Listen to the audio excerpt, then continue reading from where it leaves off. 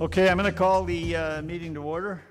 And first of all, to committee members, real nice to have you back. Hopefully we can maintain this trend now until the end of the year anyway. Alrighty. As required under the Planning Act, a public meeting is being held prior to the committee making a decision on these applications. And I'll start by introducing the committee members. We've got Councillor Yeo, Mr. Marsh, Mrs. Richardson, Mrs. Archer, and I'm advised that Mr. Strangway will be here about 1:30, and I'm Mr. Robertson. And staff present in person, we've got the Acting Secretary Treasurer, Mr. Lahi. We've got the Acting Manager of Planning, Ms. Berry, and we've got our Recording Secretary, Ms. Crawford. And staff remotely, we've got our planners, Mr. Harding and Mr. Stainton, and the Chief Building Official, Ms. Murchison. So welcome everyone, and we'll move along. Can I get a motion to approve the agenda as printed? Mr. Marsh, Ms. Richardson, comments or questions? All those in favor? And that carries. Thank you. Are there any declarations of pecuniary interest? Being none, approval of the minutes of the last meeting. Were you here? Were you at the last meeting, Mr. Marsh? Yeah, okay. I asked because okay, we got Mr. Marsh and Mrs. Archer. Any comments or questions with respect to the minutes? All those in favor? And that carries. Thank you very much. All right, for the benefit of anyone out there online, the committee will hear comments, gather information, and may ask questions to clarify statements made. The committee may ask and answer questions or redirect questions to the appropriate person. Please note that any information or comments given to the committee during this meeting, they're considered evidence. We will first hear from staff, then the applicant or his or her agent. We will then hear from any person in support of or from those who have questions, concerns, or are opposed to the application. Finally, the applicant or his or her agent will have an opportunity to respond to any of the statements made. And as we are working under something of an arduous task, and if you do wish to speak, I would ask that you state your name when you do come on screen. And then I'll advise that, I would advise that you have 10 minutes to make your presentation. No one ever takes that long, but we will afford you that amount of time. And if someone finds they can't possibly get all the information in within the 10 minutes, then I will ask the committee if they will afford you a bit more time. And as indicated, we will ask for the applicant and then for anyone opposing or supporting the application. All right. Having said that, moving to the agenda then, we're dealing with file number D20-2021-047, and this is 140 Angeline Street South, former town of Lindsay. And Mr. Harding, go ahead, sir. Thank you, Mr. Chair. Good afternoon, committee. So this application proposes to permit an increase in height for a rooftop mechanical room. The property is currently going through a site plan review process to construct a 5-story hotel with up to 80 units. And it is through that process that a variance need was identified. Just bear with me while I share my screen here.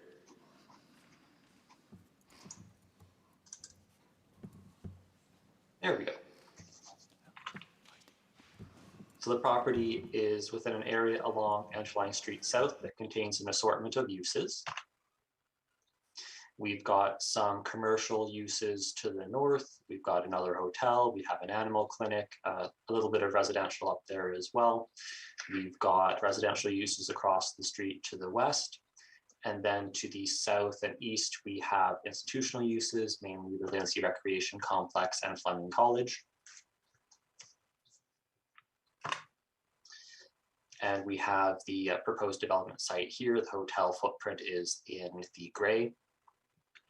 And the rooftop mechanical room is about in the same location as we can see the elevator penthouse markings here. This is the best view for committee to see the approximate footprint of the rooftop mechanical room in relation to the overall rooftop building footprint. You can see it, but it's very difficult on these elevations. It's this piece here. Very, very difficult to pick out. And it's also shown in this piece here on the opposite view. And then we can also see it, the portion of it here, aligning with the stairwell on that bottom image. And we can see it up here in about the center of the building on the top image.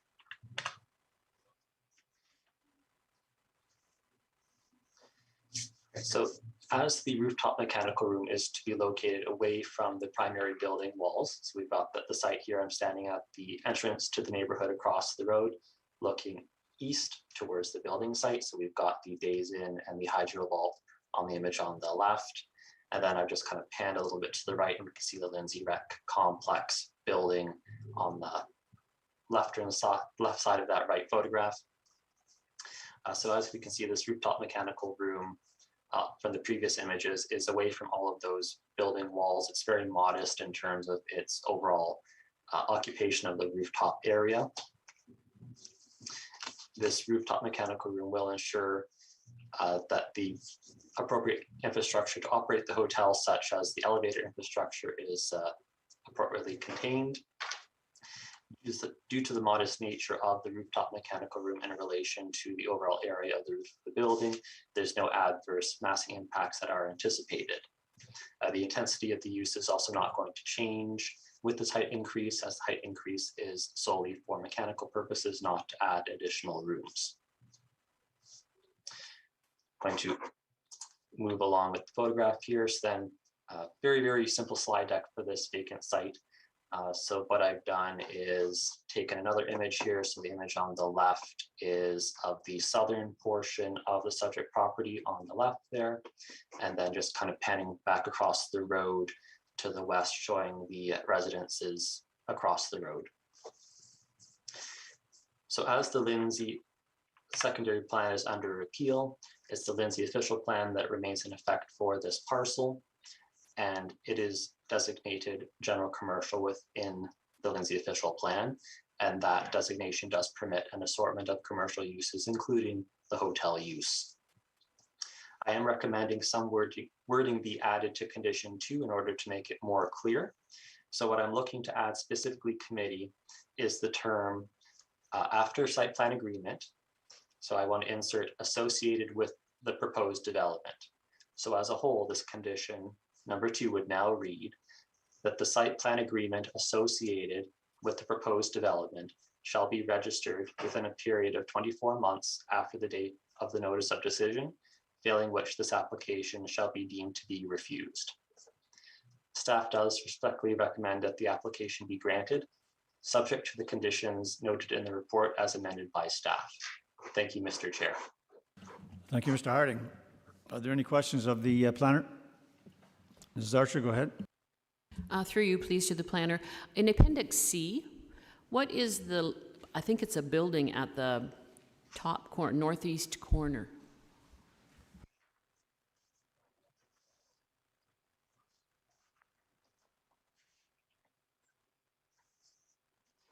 Through the chair. So we're talking about, and I'm just going to share my screen again to see if I can better answer this question. Are we talking about this area? Your pointer's not working, but I'm the right-hand corner. Actually, the pointer works on this one to the front. Which appendix is it, Ms. Archer? Is it? Yeah, that's it. So what is, please, what is that? Is it a building? I believe that is the garbage enclosure.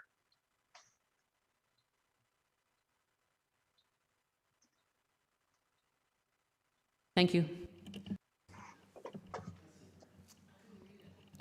Further questions of the planner? All right, being none. Is the applicant online? Does the applicant wish to speak to the application? Yes, Mr. Chairman. And your name, sir? My name, for your record purposes, Kevin Duguay. I'm a planning consultant hired by the property owner, Don Brown. Go ahead, sir. And my background, I was affiliated with the rezoning and redesignation of this property to permit the proposed hotel use. I'm also affiliated with the pending site plan approval, which Mr. Harding has referenced during his presentation.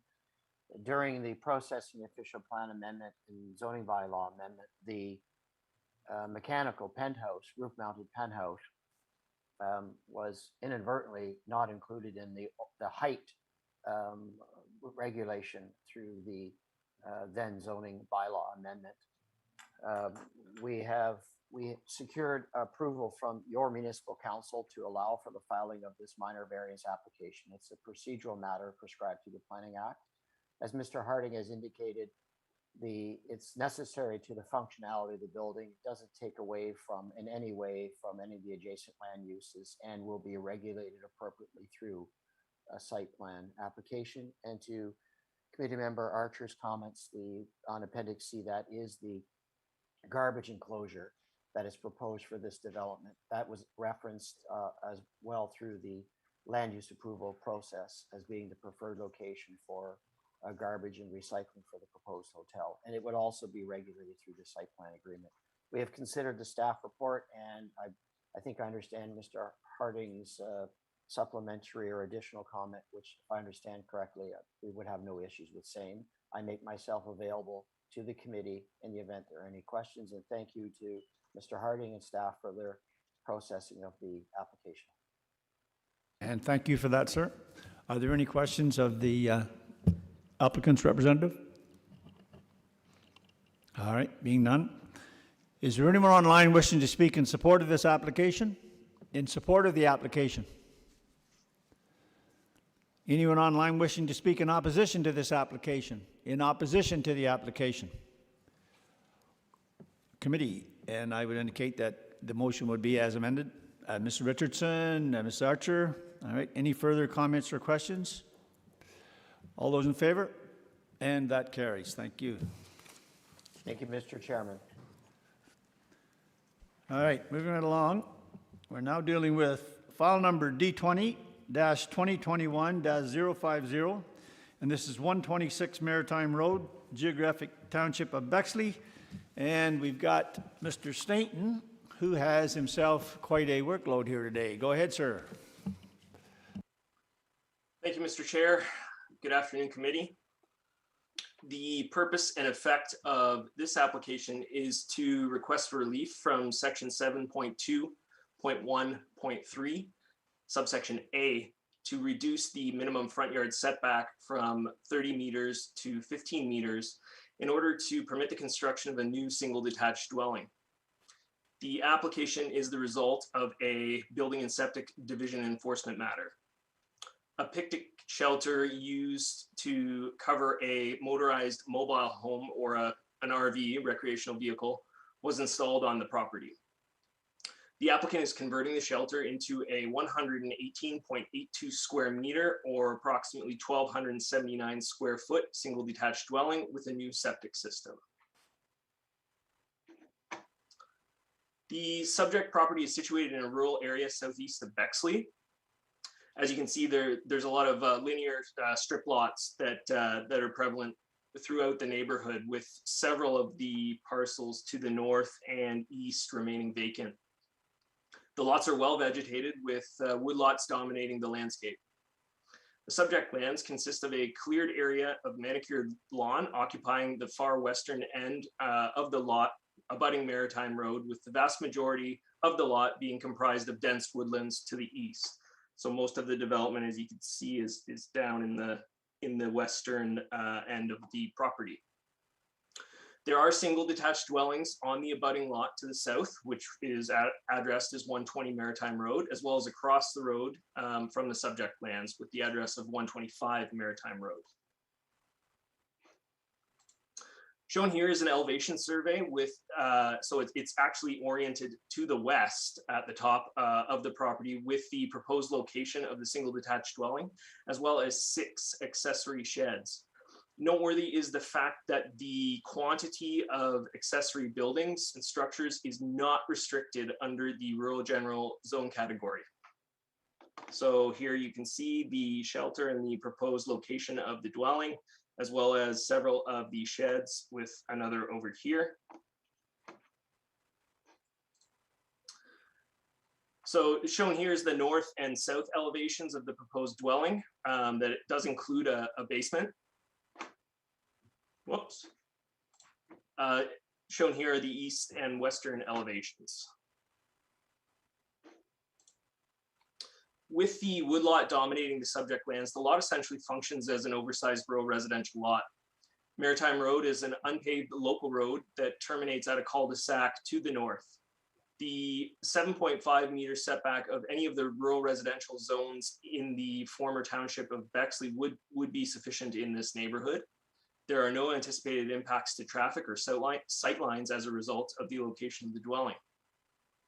The photo on the left captures the well-vegetated frontage, as you can see on the right-hand side of the photo, which is looking to the north along Maritime Road, with the slide on the right showing the entrance to the subject property.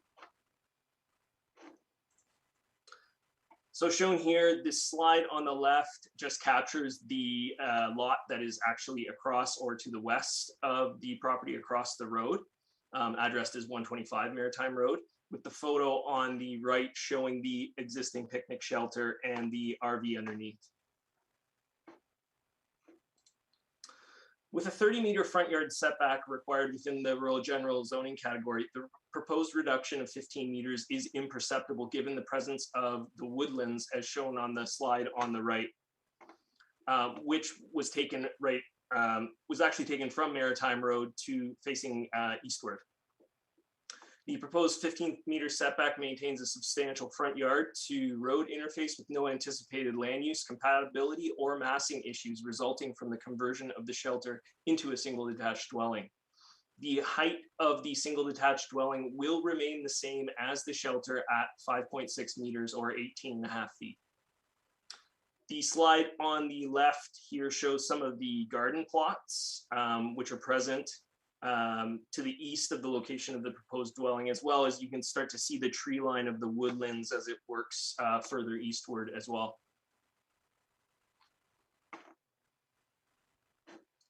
The 6 existing sheds do not impact lot coverage, with one of the sheds, which is shed number 6 on Appendix C, serving as an apiary. As a result of the proposed location of the septic system for the dwelling, several sheds identified as sheds 1 to 3 on Appendix C may require relocation in order to comply with the requirements of the Ontario Building Code. A condition is recommended in order to ensure the sheds are relocated to comply with the spatial separation requirements of the OBC, or Ontario Building Code, as well as the provisions of the zoning bylaw.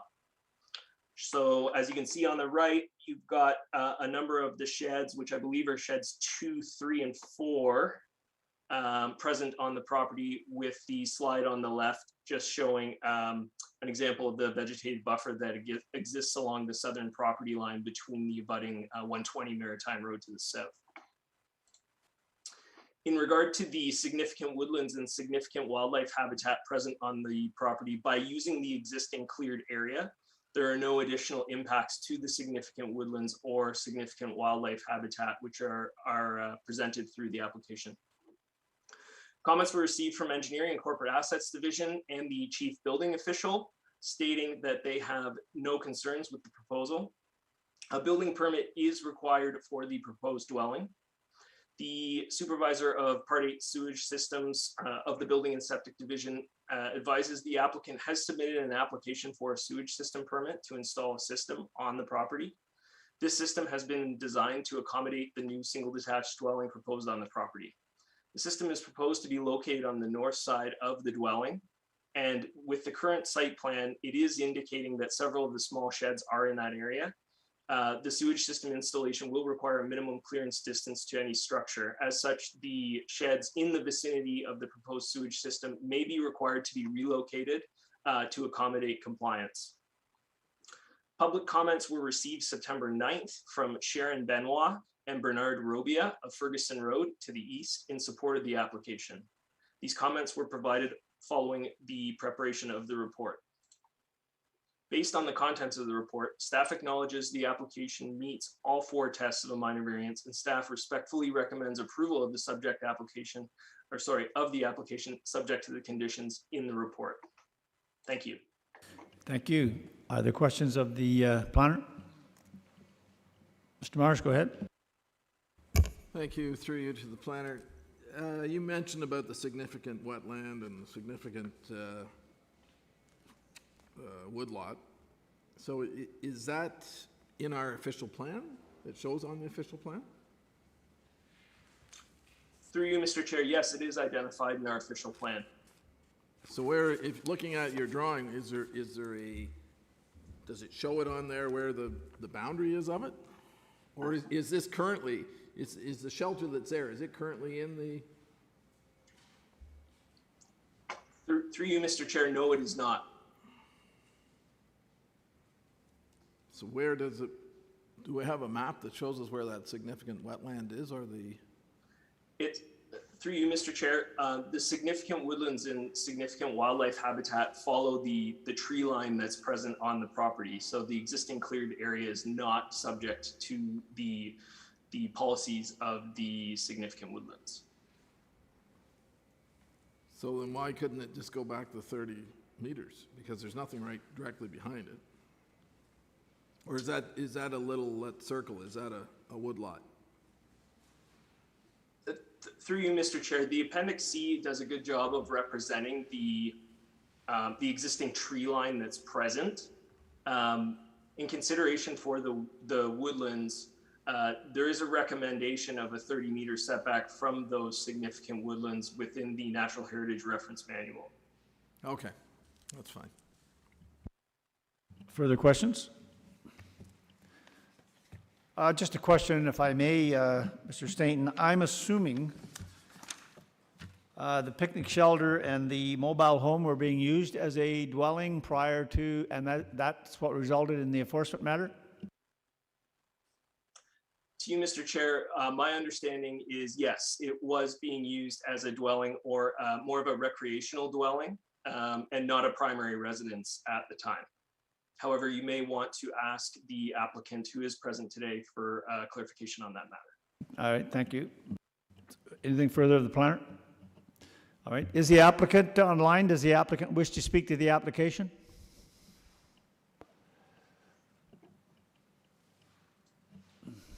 Okay, and your name, sir?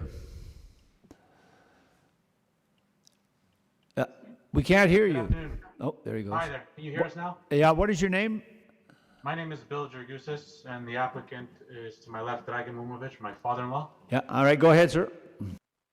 We just wanted to say that we do understand the some of those sheds that are going to be near the septic site may interfere, and we're more than willing to relocate them as required.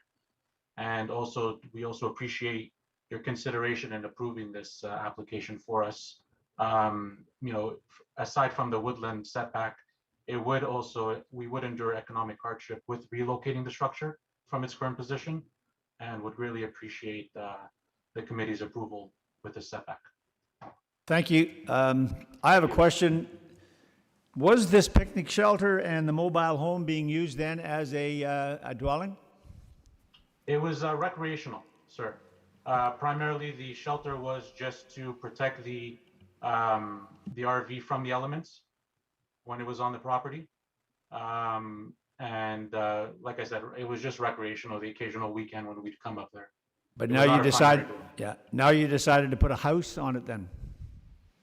Yes, that's our wish, yes, to convert it into a home. All right. Any questions of the applicant? All right, being none, thank you for that, sir. Is there anyone online wishing to speak in support of the application? In support of the application? Anyone online wishing to speak in opposition to the application? Opposition to the application? Committee. Councillor Yo? I'll give you a recommendation as printed. And you're seconding that, Mr. Strangway? Right.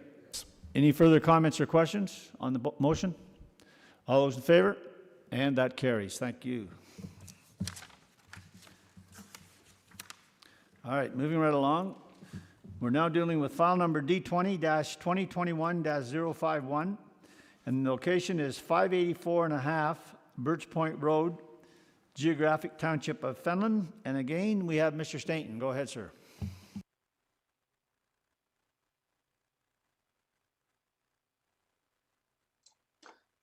Thank you, Mr. Chair. I just had an issue with my mouse.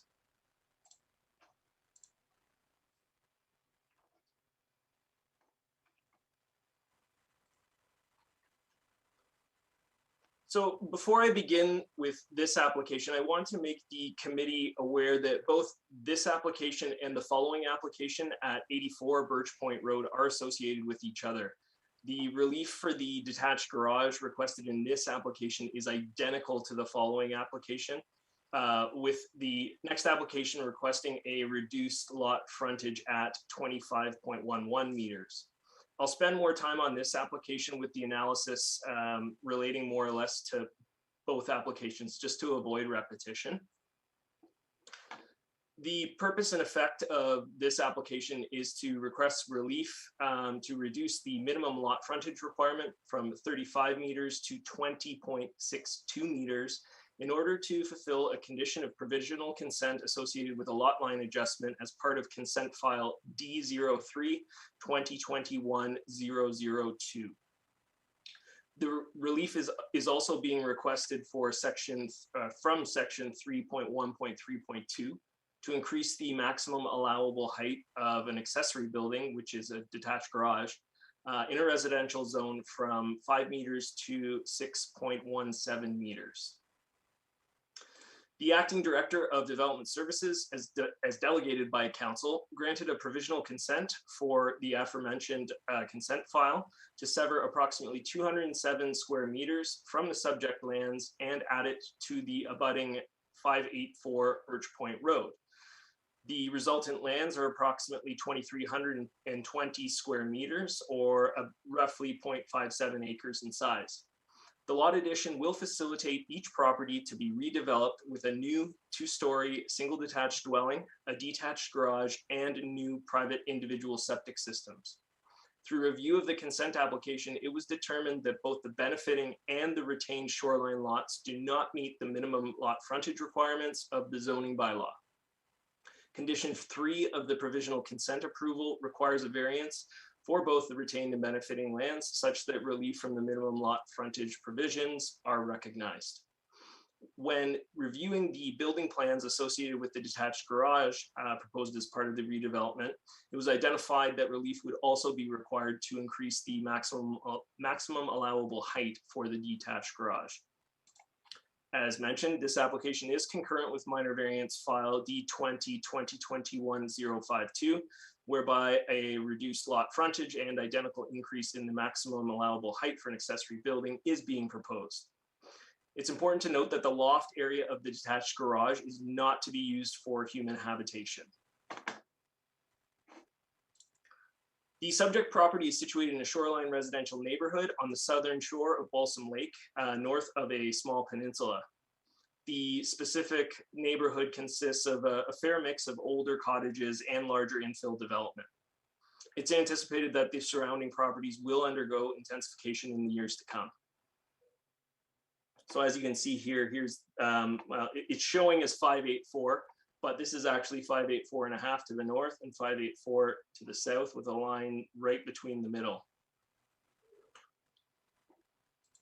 So shown here is a lot drainage and grading plan associated with the proposal. The existing one-story cottage will be demolished and replaced with a new 297 square meter, or approximately 3,200 square foot two-story dwelling, and a 173.76 square meter or 1,800 square foot detached garage with a storage loft. The septic system will be located, as shown here, between the garage and Birch Point Road. Elevations of the proposed detached garage are shown on both slides, or both sides of the slide. The design elements of the garage, including an east-facing dormer with a window above the two garage doors, which is shown on the left right here, and the windows, and there are windows on all three sides, or sorry, not on all three sides, on 3 of the 4 sides of the detached garage. The design works towards blending in the appearance of the garage with the dwelling. As a wildlife enthusiast, the ground floor of the garage will contain a variety of boats, ATVs, and associated equipment, with one of the boats to be stored containing equipment that's approximately 3.66 or 12 feet in height, 3.66 meters, that is. The proposed dwelling does not have a basement, so additional storage is required in the form of the storage loft. As I mentioned before, the applicant has specified that the loft will not be used for human habitation. The proposed location of the garage is set behind an established vegetated buffer and Birch Point Road, as the western portion of the lot is comprised of cedar and mixed conifer species. And you can see that actually on the right-hand side of the right-hand slide here, as well as the entrance to the subject property. While some of the vegetation will be cleared to facilitate the septic system, a buffer of vegetation will be left for privacy. The proposed location of the garage will not present any massing impacts as a result, since the height of the garage is less than the proposed height of the two-story dwelling, which is approximately 7.62 meters. Shown on the left is an overview of both properties with 584.5 Birch Point Road shown on the left and at 584 Birch Point Road shown on the right. You can see right in between here, you can see Balsam Lake in the distance. The reduction in lot frontage will be essentially imperceptible given the location of the development in relation to the established vegetated screening along Birch Point Road and the distance of approximately 50 meters between the location of the garage and the front lot line. The supervisor of Part 8 sewage systems confirms that there is adequate room for a replacement septic system based on the new lot boundaries. Engineering and Corporate Assets Division also confirms that there will be no impacts with respect to lot drainage as a result of the reduced lot frontage. The slide on the left here shows the existing access driveway to the subject property. So that's looking back, towards Birch Point Road, with the photo on the right showing the approximate location of the detached garage looking to the southeast. So just for some context, I've provided some slides showing the existing one-story cottage on the left, looking to the northeast, with the slide on the right taken from neighboring 584 Birch Point Road, looking northwest, showing the existing setback of the cottage in relation to the properties to the north. The proposed dwelling is actually set back slightly further than the existing cottage is, according to the lot drainage and grading plan. Again, some additional photos with the slide on the left showing both existing cottages looking to the west and taken within close proximity to the shoreline. The slide on the right shows the vegetation established between the abutting property, which is 586 Birch Point Road to the north, and the detached garage, which is on that property. You can see it just faintly in the background. One of the intents of the general provisions of the zoning bylaw is to restrict the height of accessory buildings to ensure the use is accessory to the primary use. The requested 1.17 meter relief from the zoning bylaw is imperceptible when viewing the building from ground level. The garage will be less than the height of the existing dwelling and will comply with all other development standards.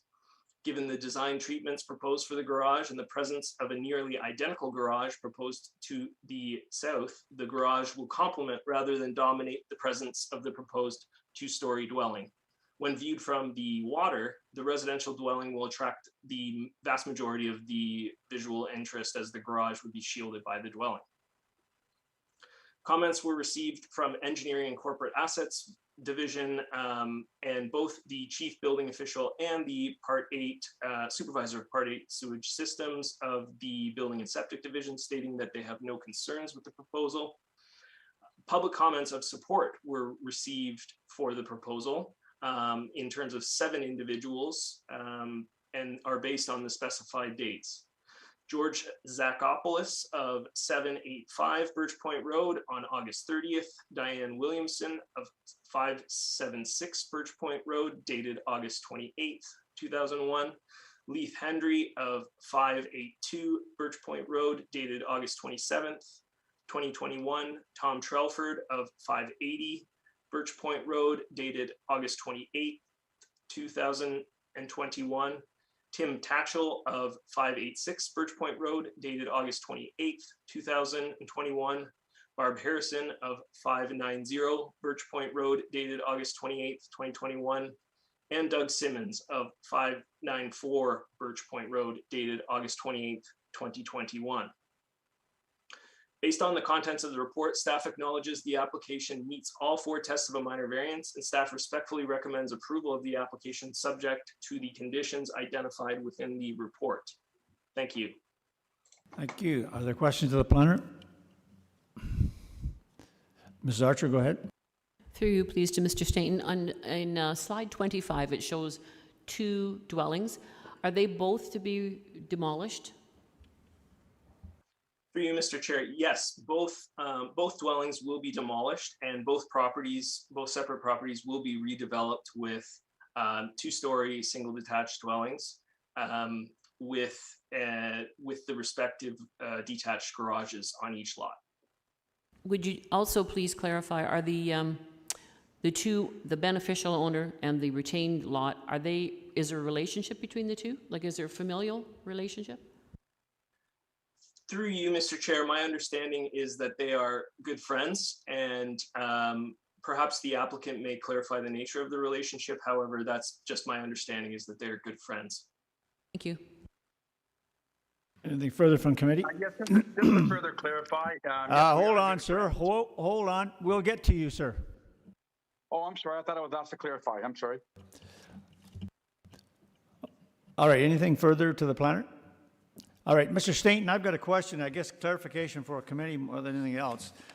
I think we're aware that as a result of recent provincial legislation and as well a recent municipal bylaw, that in fact we weren't to consider restricting lofts and this sort of thing for habitable use because of the fact they're they're looking for alternative means of housing folks. But I see specifically addressed in both applications that we've indicated the loft area of the garage is not to be used for human habitation. Has something changed that we're not aware of? No, through you, Mr. Chair, with respect to the accessory residential unit policies that were passed through the official plan amendment and the respective zoning bylaw amendments, neither of these lots would qualify in terms of the criteria to support an additional residential unit. I just wanted to clarify that because they aren't eligible. This isn't an intention for the applicant to redevelop or install plumbing, and it's simply a method of storing some of the items that they require. No, I understand what the explanation has been as to why they want it, but I guess I would state this. People are people, and I'm not suggesting for a minute that the applicant here would do anything other than what is approved. But at the same time, if we're going to make that statement in the report, it seems to me that that statement has far more gravity if we were to add it as a condition. And do you have a problem with that being added as a condition to the actual application? Well, through you, Mr. Chair, the second story or human habitation within an accessory building in the Township of Fenland zoning bylaw is actually prohibited. So in my opinion, the zoning bylaw itself does a sufficient job of regulating that. I don't think we can impose a condition through the building permit process in order to ensure that it's not habitable space, aside from the individual putting a notation that says, you know, not habitable, or this isn't intended to be habitable. However, getting back to what I initially said, I do believe the provisions of the zoning bylaw with respect to human habitation do enough of a job to restrict it from becoming becoming habitable. And I just wanted to clarify to the committee that there was no intention to ever have human habitation in this in these detached garages. All right, no, and I thank you for that explanation. All right, okay. All right, nothing further from the planner? All right, is the applicant online? Does the applicant wish to speak to the application? No, I think everything has been covered. I just wanted to thank everybody for their time. What is, and, yeah, and this allow- guy wants to talk. What is your name, sir? Oh, I'm sorry, sir. My name is Leo Nagnostakos. All right, go ahead. I just wanted to, I think everything was covered. I tried to do all of my due diligence as best as I could and going to all my neighbors 60 meters to the right and to the left to ensure that everybody was happy with what we were doing and to make sure that I met all the criteria. And I just wanted to thank everybody for their time. And we appreciate your comments. Thank you very much for that. Are there any questions of the applicant? All right. Is there anyone online wishing to speak in support of this application? In support of this application? Anyone online wishing to speak in opposition to this application? Opposition to the application?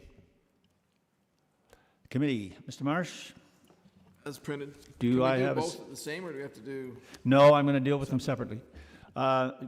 Seconded by Councillor Yo. All right. Any further comments or questions with respect to the motion on the floor? All in favor? And that's carried. All right. No, we'll deal with it separately. It's come in as two separate applications, so we'll deal with them.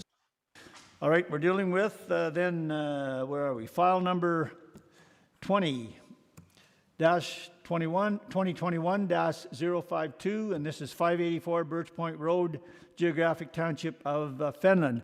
Now, Mr. Stainton, whatever I suppose you can be very brief with this one, but go ahead. Mr. Chair, I will be quicker than normal. I do have some photos just for context to show the southern lot, but I will be faster than I normally am. Again, if I can get this mouse issue rectified, I'm trying to be able to click on the screen here.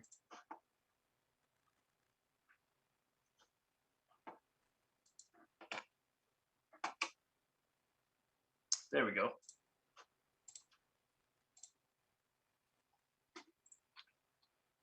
So as mentioned, this application is associated with the previous application at 584.5 Birch Point Road, with the only difference being the requested reduction in the minimum lot frontage requirement from 35 meters to 25 0.11 meters in order to fulfill the condition of provisional consent from consent file D03-2021-002.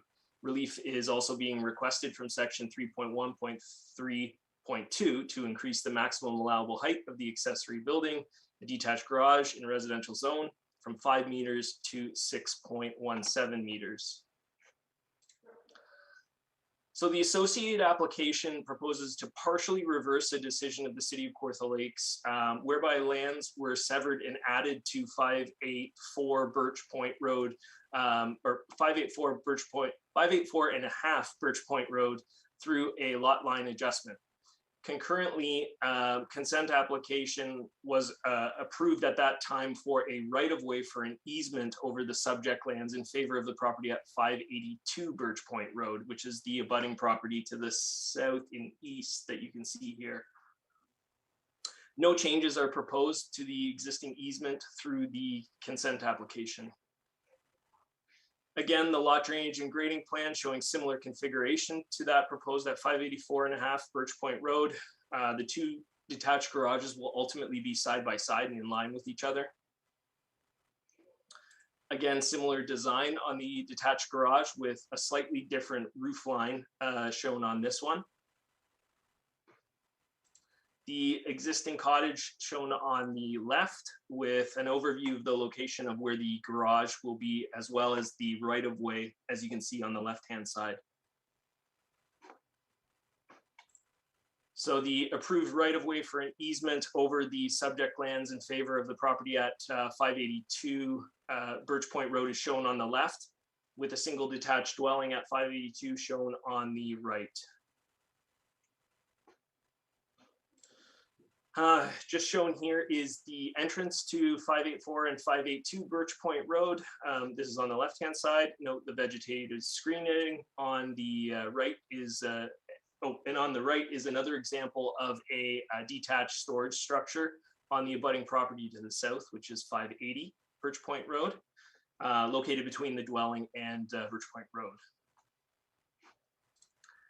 Again, slides showcasing the vegetation that will provide privacy on the subject lands, with the slide on the right illustrating the frontage on the lot. Based on the contents of the report, staff acknowledges the application meets all 4 tests of a minor variance, and staff respectfully recommends approval of the application subject to the conditions identified within the report. Thank you. Thank you, Mr. Stainton. Any questions of the planner? All right. Is the applicant online? Do you wish to speak to this application? Do you wish to speak to this application, sir? For their time. I'm sorry, go ahead. Oh, I said, I just want, everything is exactly the same. I just wanted to thank everybody again for their time. All righty. I have a question for you. Yes, sir. If it's not you, just my curiosity, but are you a professional fisherman? Yes, sir. I've talked to you and I've seen you a number of times. I thought you were, so very good. Good to see you. All right. Good to see you too, sir. Yep. All right. Is there anyone online wishing to speak in support of this application? Anyone wishing to speak in opposition to the application? Opposition to the application? Committee. Mrs. Richardson. As recommended by staff. And do I have a seconder, Mr. Marsh? Further comments or questions with respect to the motion on the floor? Being none, all those in favor? And that, I guess he's gone, but they keep moving away. I was going to tell them,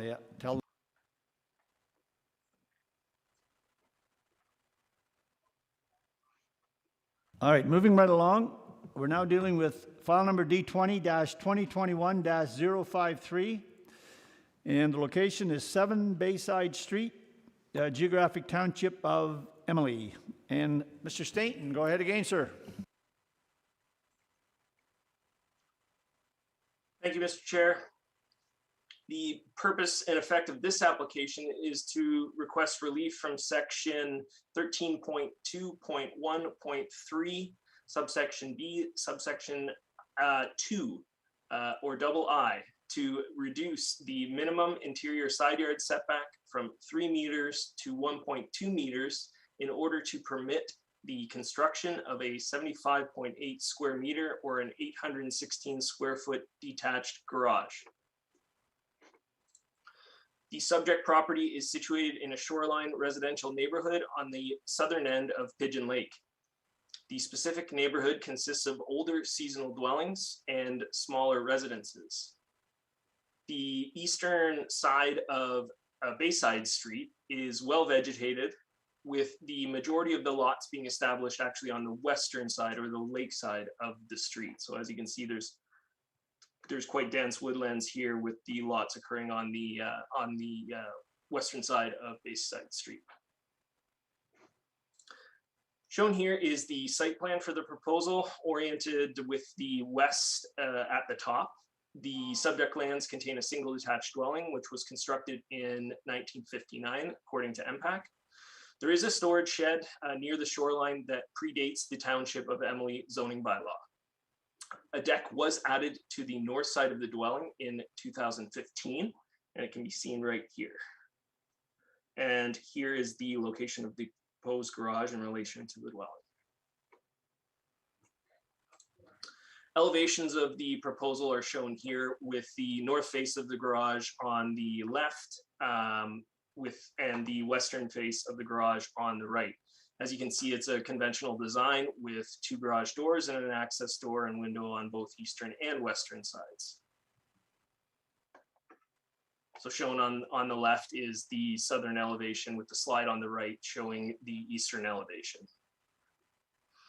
Existing vegetation along the southern lot line will be maintained to break up this southern face of the garage.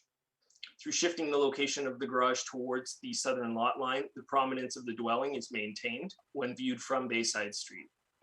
It's important to note that through the pre-screening process, it was identified that the eave projections of the detached garage would need to be reduced in order to prevent abutting the interior side yard or interior side lot line. The applicant subsequently revised the dimensions of the eaves to project 0.6 meters or 2 feet in order to be compliant with the development standard. On the left, shown here, is the single detached dwelling. The majority of the land between the dwelling and Bayside Street is occupied by vegetable and flower gardens, as well as some fruit trees shown here on the right. The grade does increase. You can kind of get an appreciation for it here, westward as one travels towards the dwelling. And if the garage was proposed closer to the street, there would need to be a little more grade modification in order to level the access to the garage. The trees shown here will assist when breaking up the presence of the detached garage as well.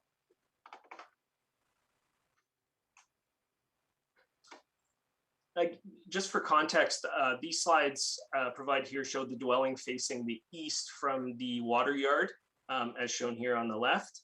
And the photo on the right shows the actual water yard with Pigeon Lake, you can see in the background in the distance, which was taken from pretty close to where the corner of the deck that was approved in 2015 facing westward.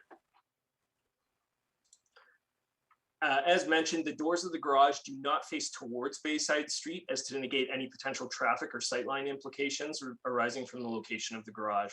Since the garage would be located on the street side and not the water yard side of the property, no impedance to lake views from neighboring properties will arise.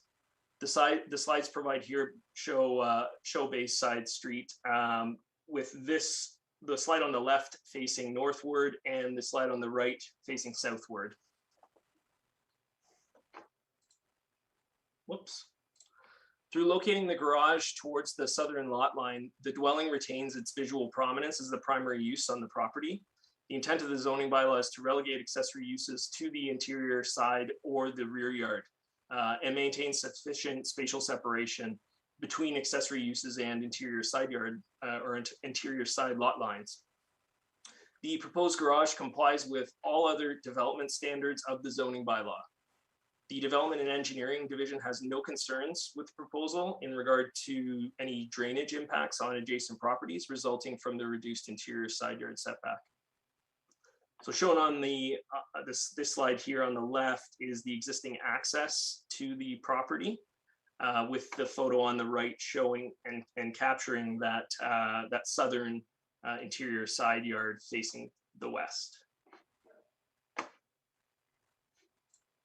The location of the septic system to the west of the dwelling, combined with the need to maintain accessibility to the rear yard from the northern interior side yard lot line, relegates the location of the garage to the south side of the property. Again, with the approximate location shown here on the left. The photo on the right showcases the approximate location of the access to the garage. Comments were received from Engineering and Corporate Assets Division. Both the Chief Building Official and Supervisor of Part 8 Sewage Systems of the Building and Septic Division, stating that they have no concerns with the proposal. Kawartha Conservation provided correspondence indicating that due to the location of the proposal, circulation of the application for review was not required. Comments from members of the public were received from Karen Simpson on behalf of Doreen Downs, the owner of the abutting 9 Bayside Street on September 12th, 2021. The concern over damage to the road as a result of heavy trucks accessing the work site and a request for the road to be repaired if damages resulted were expressed. Planning staff have spoken with the owner, and due to the nature of the construction, it does not require heavy machinery in order to construct. And I have been informed that no large machinery in the form of bulldozers, etc., will be brought into the site to facilitate the construction. Based on the contents of the report, staff acknowledges the application meets all 4 tests of a minor variance, and staff respectfully recommends approval of the application subject to the conditions identified within the report. Thank you. All right, thank you. Are there any questions of the planner? All right, being none. Is the applicant online? Does the applicant wish to speak to the application? Hi, yes, it's Linda Bosalavic. Go ahead. I just would like to thank the committee and especially Kent.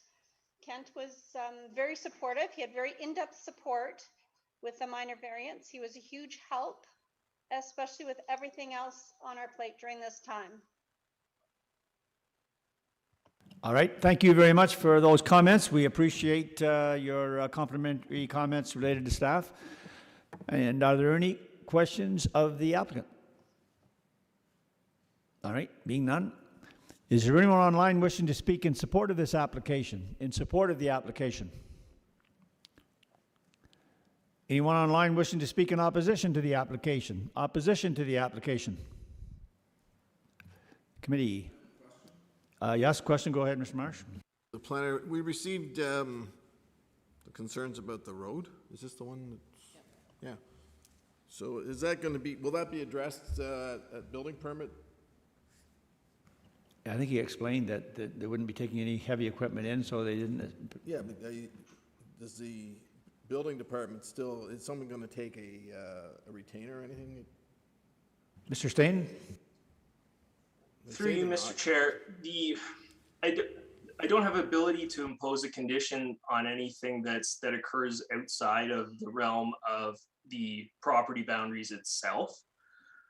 As to whether any type of security could be collected as part of the building permit process, I would defer to the chief building official for any information on that.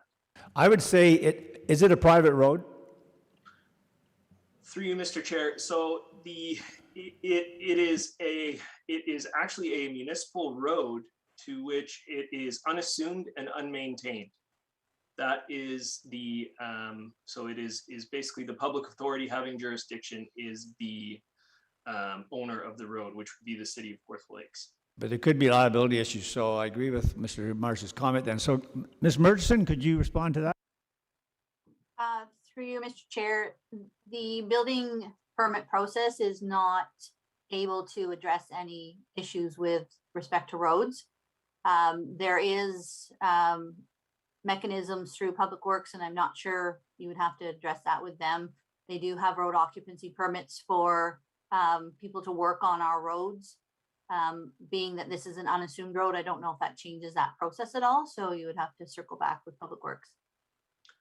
How many, all right, to Mr. Stainton, how many units or dwellings or places to live are on that road?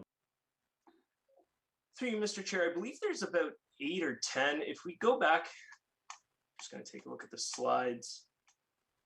I will count them. 1, 2, 3, 4, 5. There's approximately 7 lots before it links up with Basswood Drive, I believe, to the north, and it comes off of Kennedon. I did reach out to Realty Services Division as well as roads, and I have yet to receive comments from them regarding the road. And that at this time, that's all I can offer. Mr. Marsh, you had a question? Go ahead. Just going to ask you that, but so it's already gone to Public Works and they didn't respond? Mr. Stainton? Mr. Chair, that's correct. It is a concern because it's municipal property that they're using, and we're being told there's at least 8 dwellings on that road. So, Through you, Mr. Chair,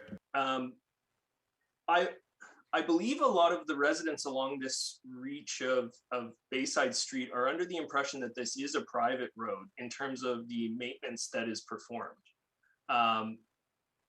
That is when I did look into the matter, and as I said, it is owned by the city of Kawartha Lakes. So it is. I agree from a liability standpoint, there may be some issues. But again, I did reach out to the Public Works Department and they did not have any comment. yeah, my concern is this. I know the city is presently looking at, I guess, for lack of a better term, we'll call them encroachment agreements with respect to a lot of cottage properties along municipal roads where the beach is on the opposite side of the road to the actual cottage. And they're looking, I believe the city is looking at encroachment agreements with the people there simply because of liability issues that may occur as a result of people using that property. So it seems to me there's got to be, are we not concerned about some liability issues? So I'm wondering if maybe we should add a condition that the Land Management Division be advised of this application and the concerns that were raised. Go ahead. Through you, Mr. Chair, I would actually, if you were to impose a condition, it would be reaching out to, I would say, Public Works or Roads Division to see if there are any requirements with respect to occupancy or maintenance issues. I did talk previously on a different matter with Realty Services, and with respect to road maintenance, they do not have a say. You got a question? Going to suggest that we can just put a condition in, the Public Works sign off on it, or well, it's a can of worms if it gets trashed too, though. Yeah. For their attention, I agree. Through you, Mr. Chair, yeah, I did think about it. However, when I was informed that it wasn't heavy machinery coming in and along that road, I viewed it as a moot point, just from the sense of, you know, we're not getting any back and forth with large vehicles, and there already is vehicular traffic along that reach. So that was my thought process behind it. Well, I'll leave it to the committee, but from a personal perspective, and I think Mr. Marsh was on the same page, is that perhaps we should be at least advising the roads department that there could be concerns with respect to the application. So, yeah. Yeah, thank you, and through you, Mr. Chair. I don't believe it should be a worry this committee should be looking at. If it's a cause and concern, it should maybe come to the council level. Currently, Public Works does require a permit to work at the stage of putting an entrance into a lot. But as far as once that entrance is in, anybody can get a building permit as long as there's an entrance off of that road and work without having to get a permit to travel on a road. So whether this is unassumed or not, I think we're touching on something that is beyond what this committee should be touching on in reality, and that's my opinion. Thank I you. guess the only response I have to that is this: we are going to, I believe, probably approve this application, and if we do so, given what we know about the road situation, we may very well be enabling or encouraging liability issues as a result of us approving this application. That's where I'm coming from. So, Mr. Marsh. I understand what you're saying, but I also understand that Mr. Yo's saying, and I think he's correct. It's gone to the Public Works. It's been circulated. They didn't comment. As far as liability goes, it's a municipal road, so it's insured. It's covered, and I mean, I think Mr. Yo hit the nail on the head when he said we're going to open up a can of worms here as to who does what and who's responsible for what. We've done our job. We sent it out. They had an opportunity. They chose not to comment, so it's out of our hands as a committee. No, and I don't agree with you on the insurance issue, but yeah,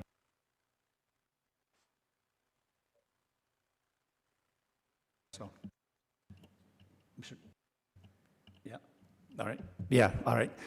Okay, Mr. Stainton, anything further? No, other than I would tend to side with Member Yo on that statement, in that I believe we've done what we can on the matter. And again, with the assurances that I've had from the applicant, I think that imposing a condition is something that, outside of the realm of the actual property, is something that would be difficult for me and us as a committee to do. No, and I think we've had good discussion, so I'm certainly content as a result of that. All right. Any further, the planner? Oh, I'm sorry. Go ahead, Mr. Strangway. Just to Mr. Stainton. Just to comment that I agree fully with Councillor Yo. I think we're going down a rabbit hole that we don't want to go down when you think of all the building and work that's going on, and there's no conditions to my awareness of, I think the building department puts in as far as road maintenance, so I don't think we want to go there. Yeah, no, and I think we've settled that, so that's good. But we need to discuss these things, or they don't, no one's content, so that's fine. All right. Are you the applicant, sir? My parents, sorry, I'm Eric Bosalavic. I'm the son of the applicants. And what is your name? Eric Bosalavic. All right, go ahead, sir. They have lost connection with their Zoom, so they're unable to comment. They did want to mention that they have been maintaining that property both summer and winter, as far as potholes, as far as snow clearing, for the last 30 years, and they have every intention of continuing to do so.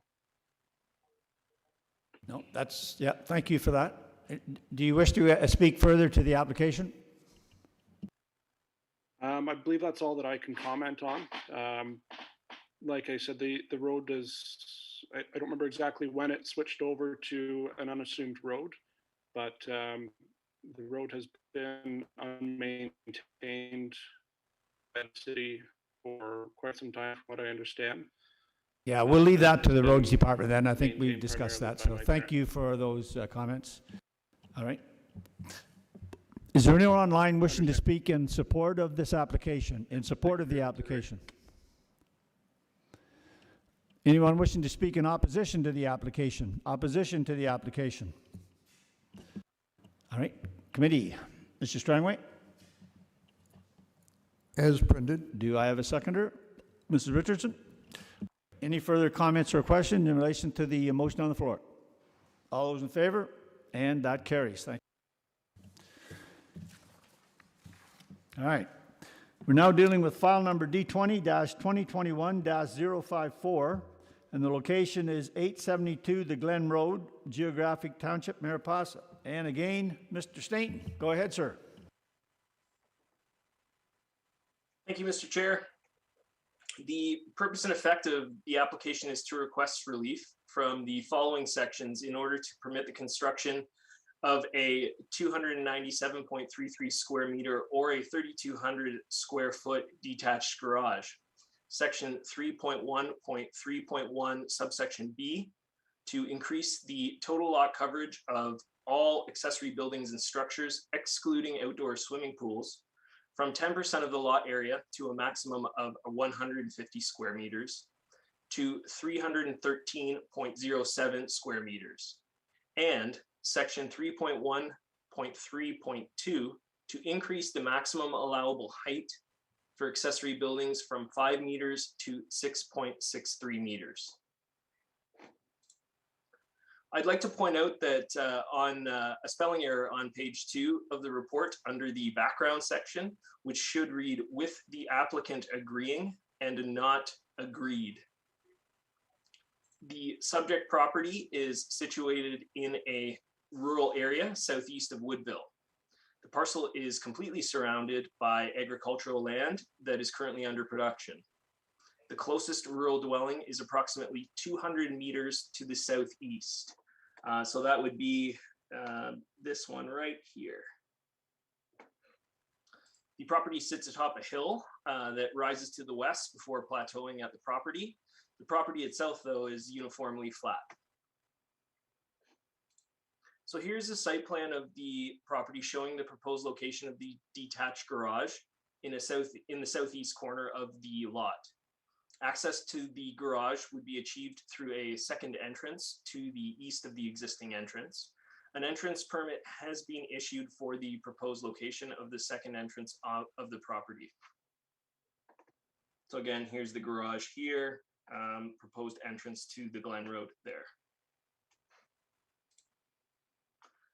Shown here is a similar site plan at a lower scale showing the garage as well as the approximate location of 6 additional trees that, once established, will offer veritable visual screening of the garage when viewed from the road.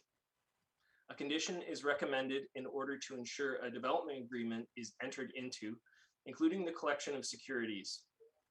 It's important to acknowledge that through the pre-screening process, the garage was decreased in size from 357.75 square meters, or roughly 3,800 square feet, to the current size of 297.33 square meters. The design elements of the garage include an ornamental vent above the 2 garage doors. 3 security windows and an access door are proposed on the western elevation, with 3 additional windows breaking up the southern face of the garage. The design and colors will match the pool house, which will be shown in subsequent slides, in order to tie the garage together with the property. The result is a building that appears more aesthetically pleasing than a typical utilitarian accessory building. The subject property was created through consent with a 2-story single detached dwelling with a double garage that was constructed in 2007. The house is approximately 185.82 square meters, or 2,000 square feet in size, and is shown on the left.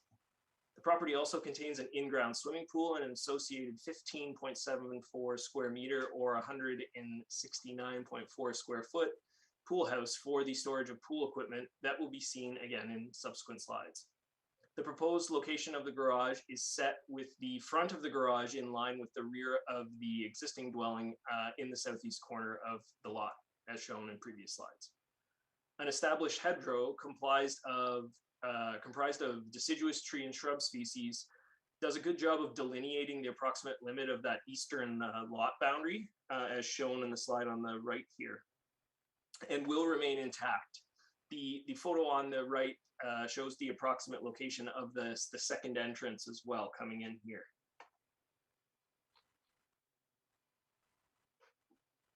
So as seen from the slides, the neighborhood is relatively remote, with views provided of the Glen Road to the east on the left-hand slide and to the west on the right-hand slide.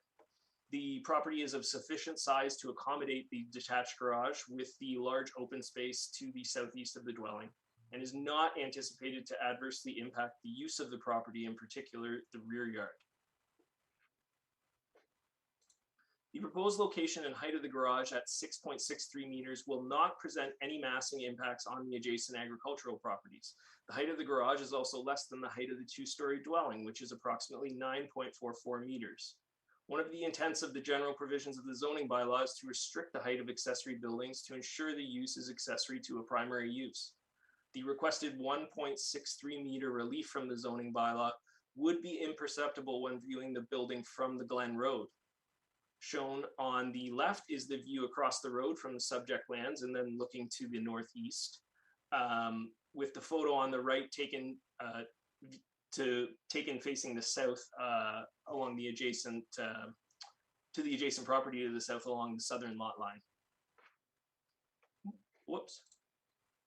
As a former dealer of collector automobiles, the applicant requires storage for his personal collection of vehicles as well as a large motorhome and tractor for property maintenance purposes that is currently stored in the driveway of the property, as you can see on the left, as it cannot fit in the 2-bay garage attached to the dwelling. The motorhome, as shown on the right, requires a door height of approximately 4.27 meters or 14 feet in order to be stored. There is no second story or storage loft proposed within the garage. The garage will complement the character of the property by mimicking the design of the existing pool house, as you will see, and provide enclosed storage for the motorhome and automobiles that would otherwise be stored outside and vulnerable to the elements. The general provisions set a maximum of 10% for accessory buildings to a maximum area of 150 square meters. The proposal would result in only a 7.72% lot coverage percentage for both the garage and the pool house. The proposal also complies with the total lot coverage provision of the RR1 zone. As a result of the location of the garage and the landscaping proposed, the dwelling retains its visual prominence as the primary use and building on the property. Shown on the left is the previously mentioned pool house, which again, the design of the garage will mimic. And the photo on the right is taken facing westward along the approximate location of the southern lot boundary along here. The increase in coverage also maintains the intent of the zoning bylaw to maintain adequate landscaped open space for amenity servicing, such as sewage system and well, and stormwater infiltration. Neither of the Part 8 sewage, the supervisor of Part 8 sewage systems, nor the development engineering divisions have concerns with the proposal with respect to servicing and stormwater management. Given the design treatments proposed for the garage and the additional tree plantings proposed in order to further soften the presence of the garage will complement rather than dominate the presence of the proposed existing two-story dwelling. The photo on the left shows the previously mentioned hedgerow showing the eastern lot line, with the slide on the right taken towards the Glen Road. As you can see, there's a series of existing crimson maples present, and the owner wishes to further add to that, again, to detract from the garage, as well as to provide an element of security. As mentioned, comments were received from Engineering and Corporate Assets Division, as well as both the Chief Building Official and Supervisor of Part 8 Sewage Systems of the Building and Septic Division, stating that they have no concerns with the proposal. Based on the contents of the report, staff acknowledges the application meets all 4 tests of a minor variance, and staff respectfully recommends approval of the application, subject to the conditions identified within the report. Thank you. Thank you. Are there any questions of the planner? Mrs. Archer, go ahead. Through you, please. In the agency comments, Building and Septic Division, they say the septic system has been designed to accommodate a new single detached dwelling. Are they building a new building on this property as well? Through you, Mr. Chair, I believe that was written inadvertently. It was, the septic system was created to accommodate the current dwelling, which is relatively new speaking, and created in 2007. No, there is not an additional structure that will be constructed on the subject lands in addition to the garage if approved. Anything further from committee? All right. Is the applicant online? Does the applicant wish to speak to the application?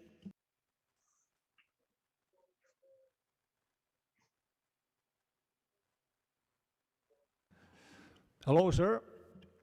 Hi, Your name, sir? George Butterworth. All right. Go ahead, please. I don't think I've got anything to add. I'm very happy with Kent's presentation. He's done a great job. But I am willing to answer any questions anyone has. I do my best to do that. And at this point, I would also like to thank the committee for their time and consideration. All right, thank you very much, and we appreciate the comments to the planner, Mr. Stainton. They do an excellent job here. All right, any questions of the applicant from committee? All right, is there anyone online wishing to speak in support of the application? In support of the application?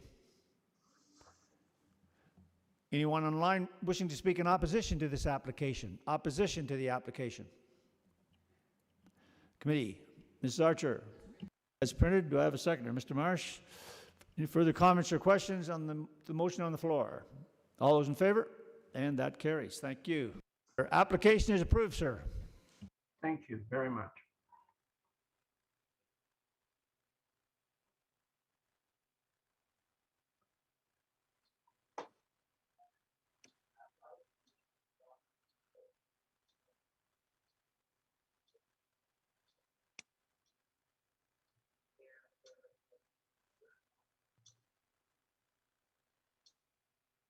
All right, we're dealing with file number D20-2021-055, and this is 50 Greenfield Road, and it's the former town of Lindsay. Welcome, Mr. Harding. Thank you, Mr. Chair. So this application proposes to permit an expansion to a legal non-conforming mini storage warehouse use and adjust the landscaping requirements for the site to allow for more variation in the type of vegetation used, along with the placement of said vegetation. The variances, if granted, and the permission, if granted, will facilitate the submission of an amending site plan agreement to expand the mini storage warehouse use. Before I get into the report, committee, I do want to identify that there are two errors. So the first has to do with the proposal heading on the second page, that pesky carryover from past report. So there is no, or there should not be any recognizing of two accessory buildings. That whole section should be removed, and instead in its place in the proposal, it should be to expand the mini storage warehouse use and to establish new landscaping requirements. I also want to identify on the third page, specifically in the second paragraph, that the year within that date given is wrong. It should be 1997, not 2997. So the subject property is of a triangular shape with a taper to the east. There is a dwelling on the northern portion of the parcel with two storage buildings. One, you can see it's quite long in this brownish gray roof. And then there's a second, much smaller one at the very back with this white roof that's about in the central portion of the parcel. So the proposal over two phases is to demolish the dwelling and eventually develop the whole site for mini storage warehouse use, such as can be seen here. And all of the new mini storage containers are in the darker black colors that are going to surround the existing building that is used for mini storage use currently. And the container is going to look very much like this, except arranged in rows. So moving back to the aerial photograph here, I just want to pick out that this particular parcel is in what I would generally classify as a almost rural industrial feel to this neighborhood, in terms of you have a lot of large, or you have some very large format retail uses here, large format retail. So we've got the PV Mart to the south here with a lot of parking or covered surface on the lot.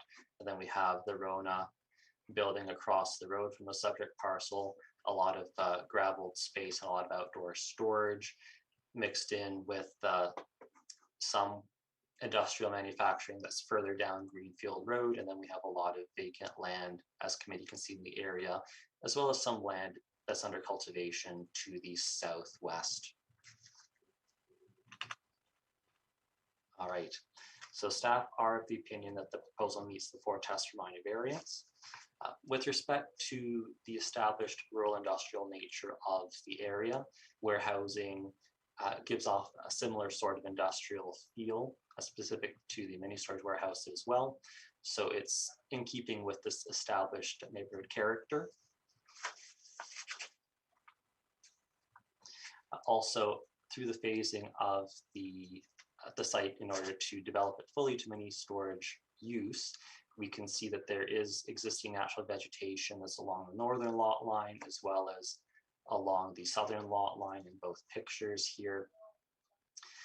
And that's of course going to be removed in order to facilitate the development of the site. Therefore, new landscaping will be required. And relief is being sought in order to allow some variation in the landscaping requirements.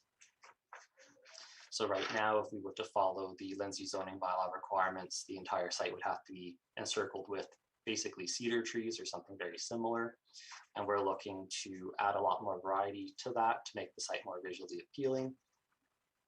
So similar to what we did for Chadman Drive, we want that similar approach where we're looking at the potential of allowing the owner applicant the flexibility of having some deciduous trees, perhaps some perennials as well along the road frontage there to increase attractiveness, and have some defined garden beds or planting beds rather than just a long continuous strip.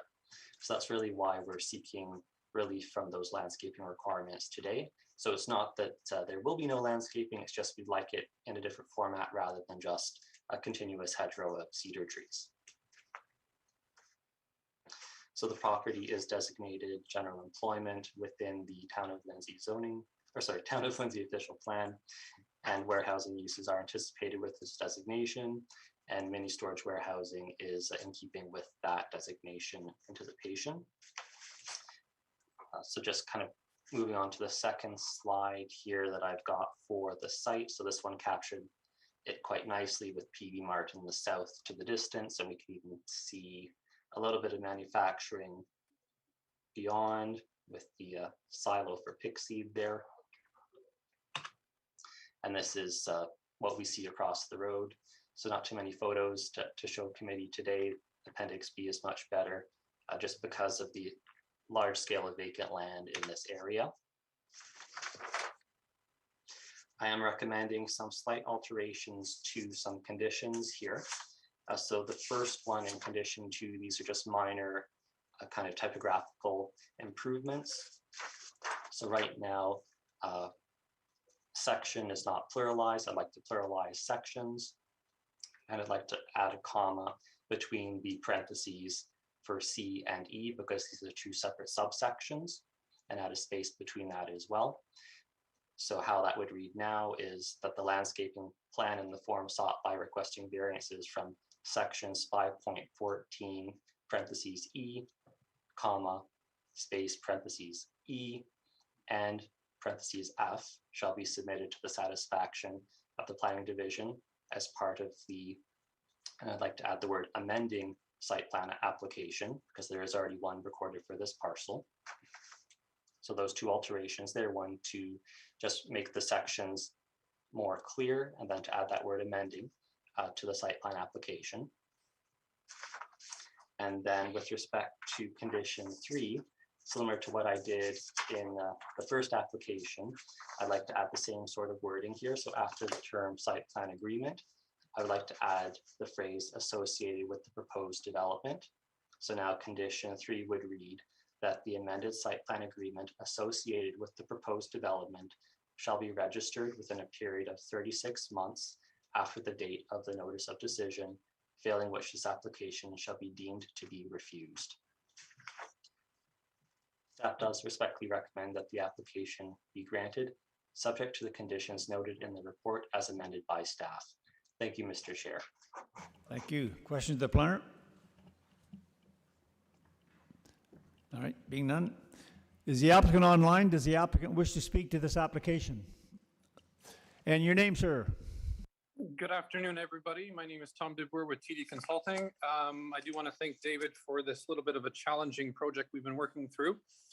I am going to thank him for his very comprehensive report. However, I want one further amendment, and that is under condition number 2, where he's talking about the amending site plan application.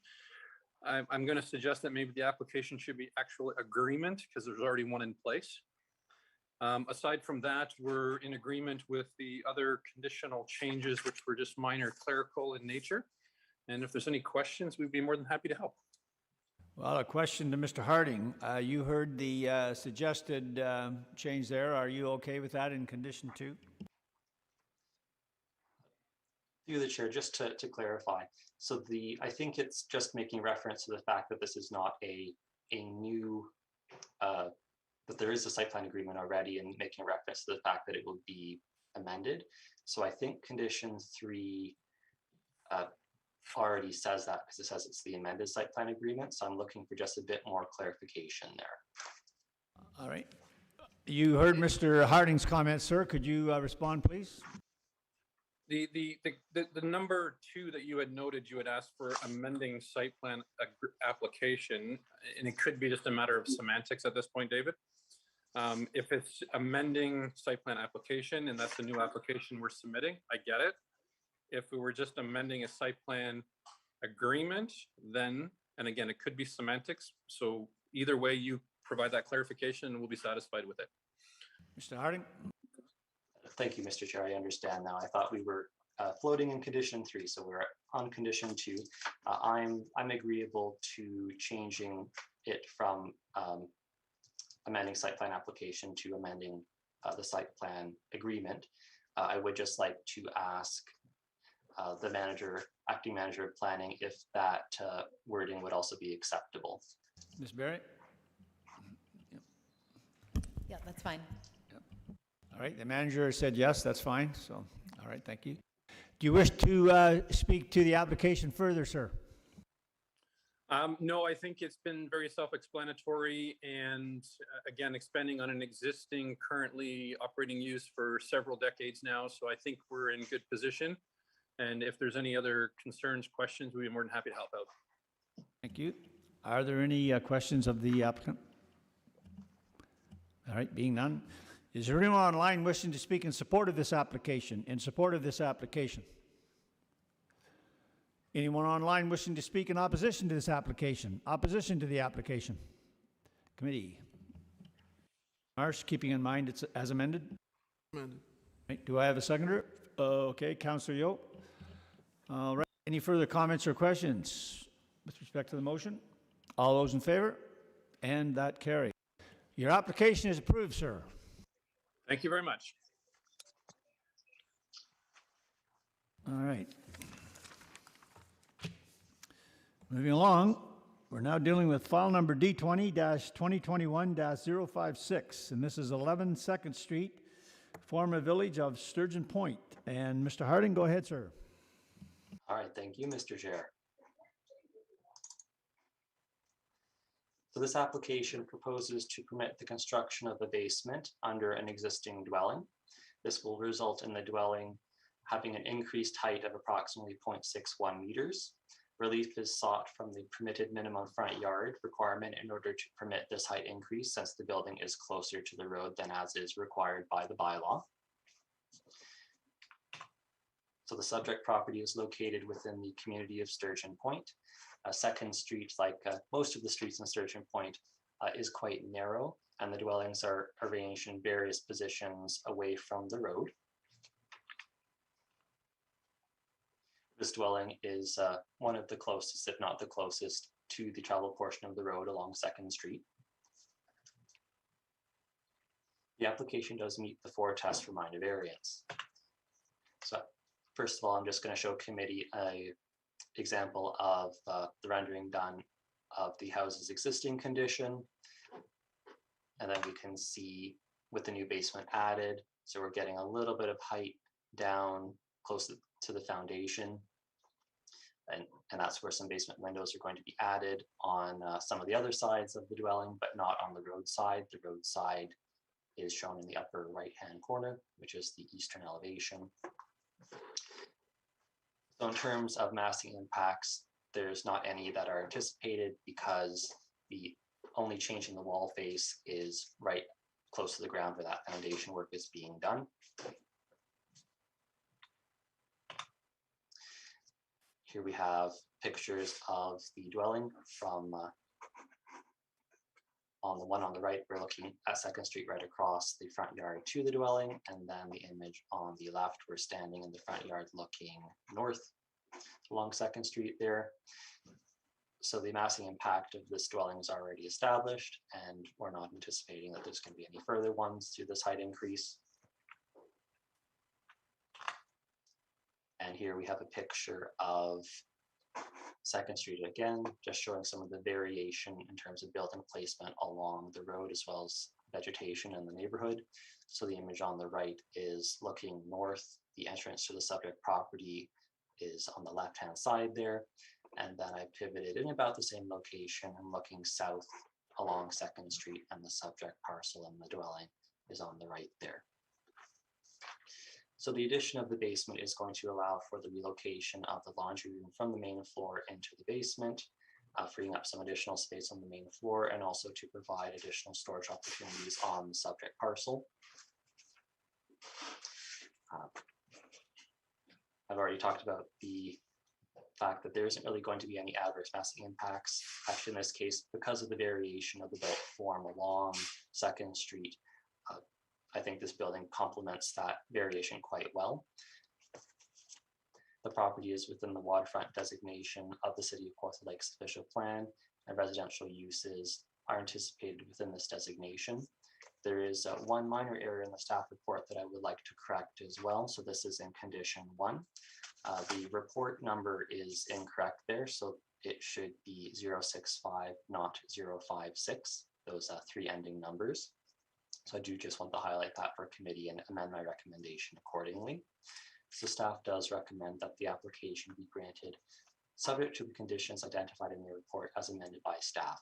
Thank you, Mr. Chair. Thank you. Questions of the planner? Mr.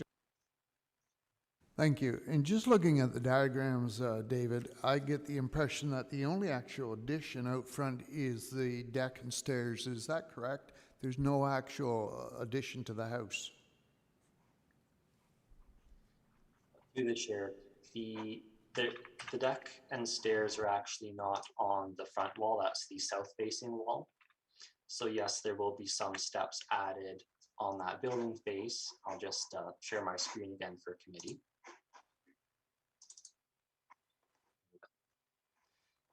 So this is the front face of the dwelling, if you will. So while the stairs are going to be visible from that side, if we look at the southern elevation below, we can see that the stairs to be added are located well back from that front building face over here. But yes, that's in terms of the projection of built form. That's really the only alteration. You're going to have steps along that south base there, and then I believe a couple more steps facilitating entrance between the parking space on the north side and the building's primary entrance, which is on the north face, which we can see on the bottom of that diagram there. Okay, thank you. Anything further of the planner? All right. Is the applicant online? Does the applicant wish to speak to the application? Thank you, Mr. Chairman. Good afternoon. My name is Mark Renfer. My wife and I are the owners of the property which is under discussion. So thank you for your time this afternoon to consider the application. I think David did an excellent job of summarizing it, so I really don't have anything to add. All right. Thank you for that. Are there any questions of the planner committee? All right. Thank you for that, sir. Is there anyone online wishing to speak in support of this application? In support of the application? Anyone online wishing to speak in opposition to this application? Opposition to the application? Committee. Strangway. As printed? Printed. Seconder, Mr. Marsh? All right. Question? As amended, yes. Yep, did I miss that? All right. Mr. Marsh, you were seconding that? Yeah, all right. Any further comments or questions in relation to the motion? All those in favor? And that carries.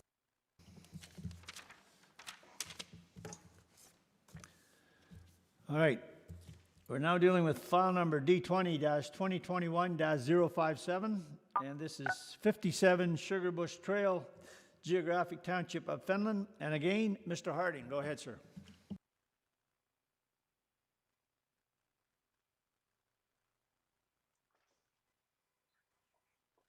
All right, thank you, Mr. Chair. I'm just We going thought we'd forward the lost you slide. there. Oh, no, definitely not. I'm just forwarding the slideshow on here. All right.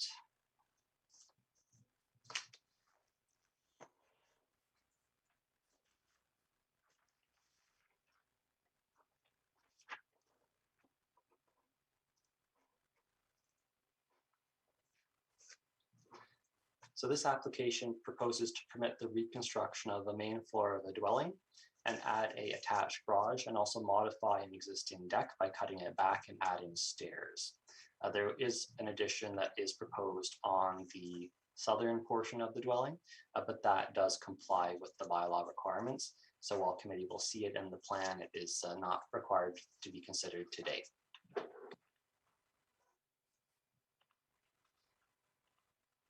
There we go. So the existing dwelling is shown in this blue color here. The attached garage is to the north there. And then the other addition work proposed to the south is here. And then the existing deck currently runs across pretty much the entire eastern face of the dwelling. It does wrap around the corner here, and does also wrap around the corner on this side as well, providing access to the yard facing the road. But we can see it's going to be substantially removed in order to facilitate the additions on both the north and south sides. And then the deck stairs are proposed in this location here. Okay, so going back to the aerial imagery. So this parcel is on a peninsula on the eastern side of Cameron Lake. There is a private easement for right-of-way that provides access along this peninsula, and it is known as Sugarbush Trail. In order to facilitate the addition and reconstruction work to the house, reliefs are sought from the water setback requirement, the EP zone setback requirement, and the minimum interior side yard.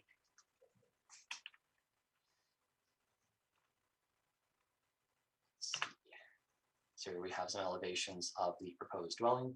So we're retaining the basement level, which is also considered a story, which is why that interior side yard relief is needed on the north side for the proposed garage addition. So we can see the new deck configuration proposed here. And then we have the roadside perspective as well. Committee will see in the following pictures that the current design of the dwelling is the existing dwelling is a hip roof design. So we're going to a gable design here.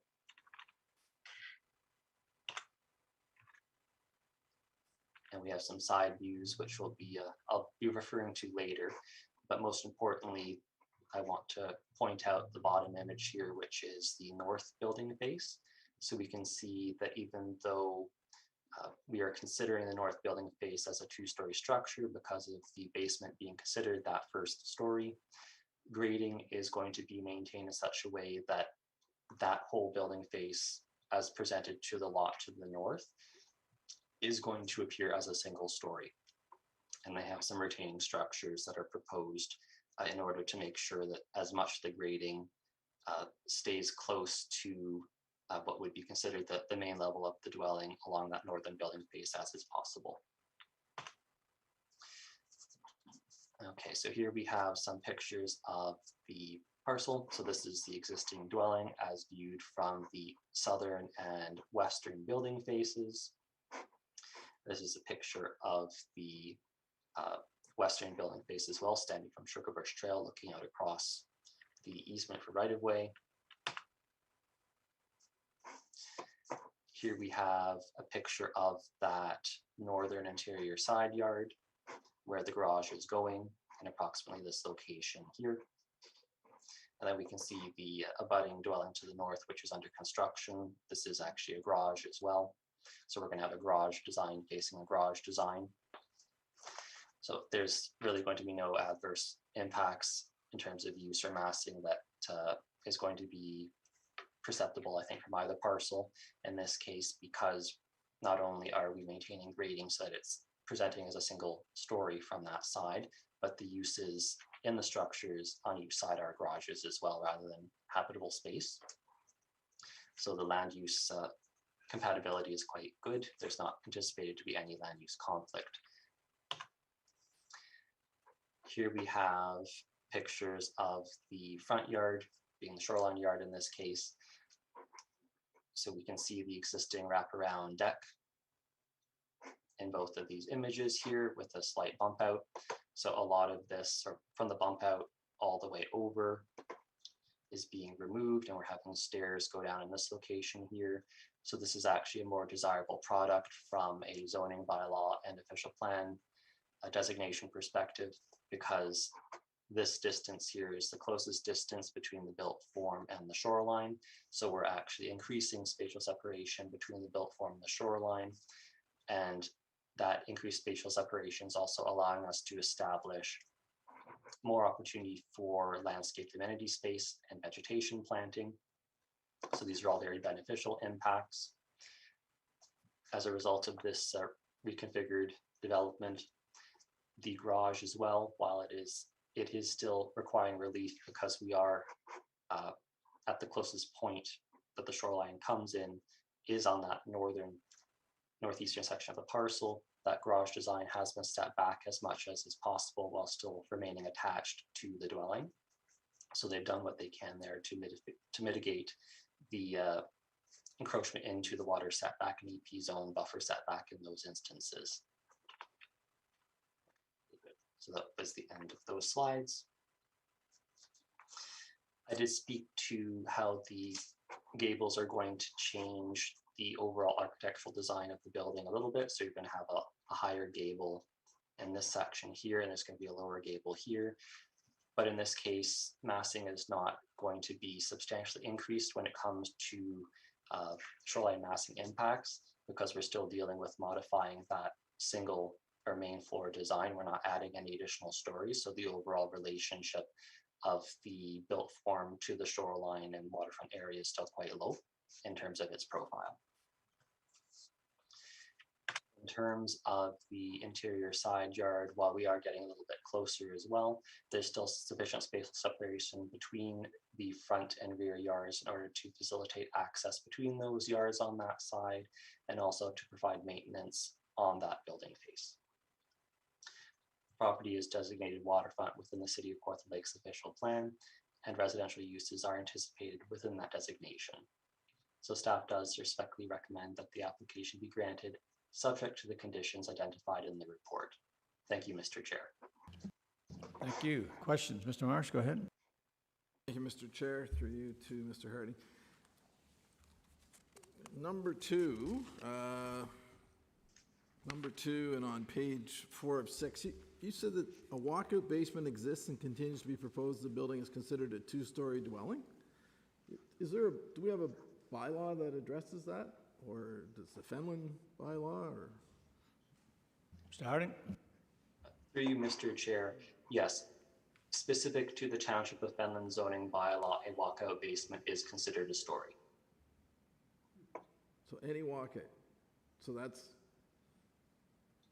So that's not considered a basement.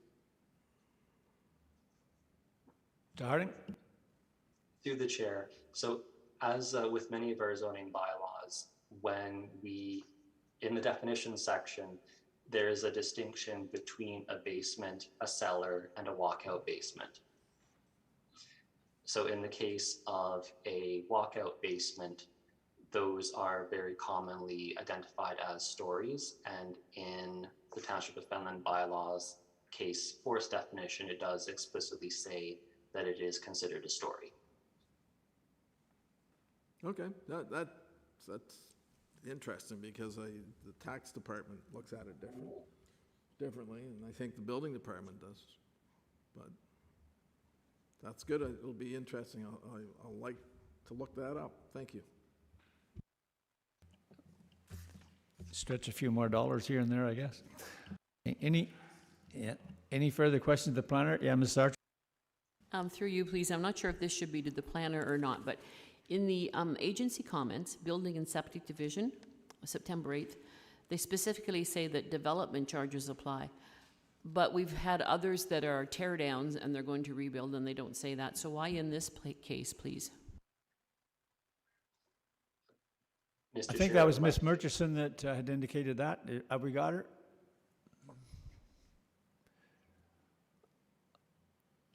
Yes, I am here. I'm just going to refer back to my email. It may have been a typo. It sounds like a typo, obviously, if this is just a foundation. For 1 second. My computer will go up.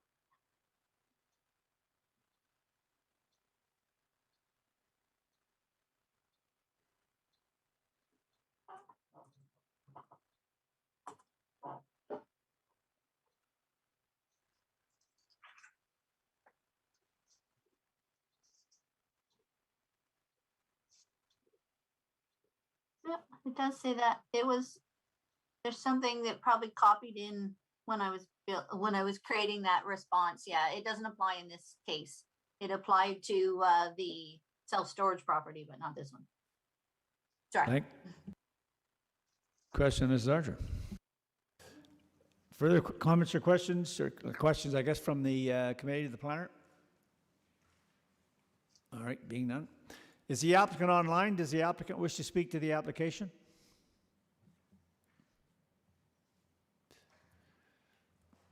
Yes, Mr. Chair. Go ahead, sir.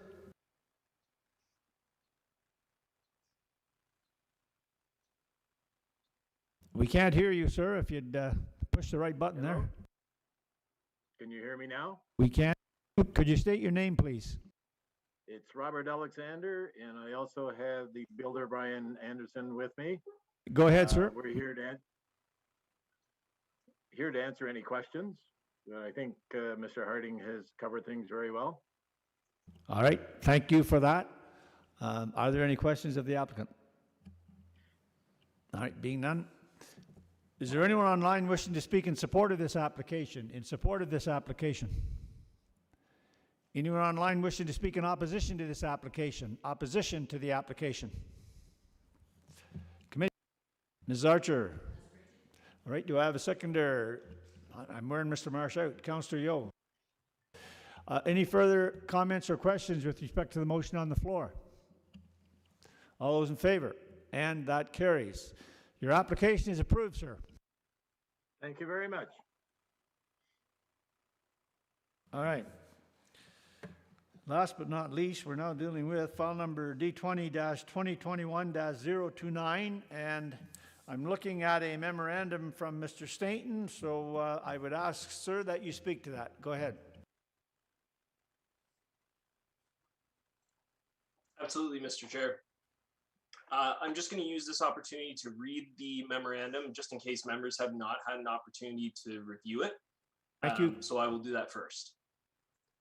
So on June 3rd, 2021, the subject application was circulated.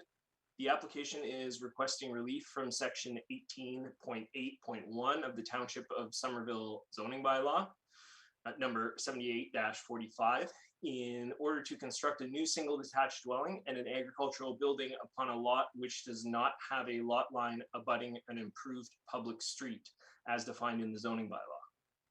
The access point to the subject lands is approximately 450 meters or roughly 1,500 feet west of the section of assumed and fully maintained municipal road, which is known as Woodcock Line.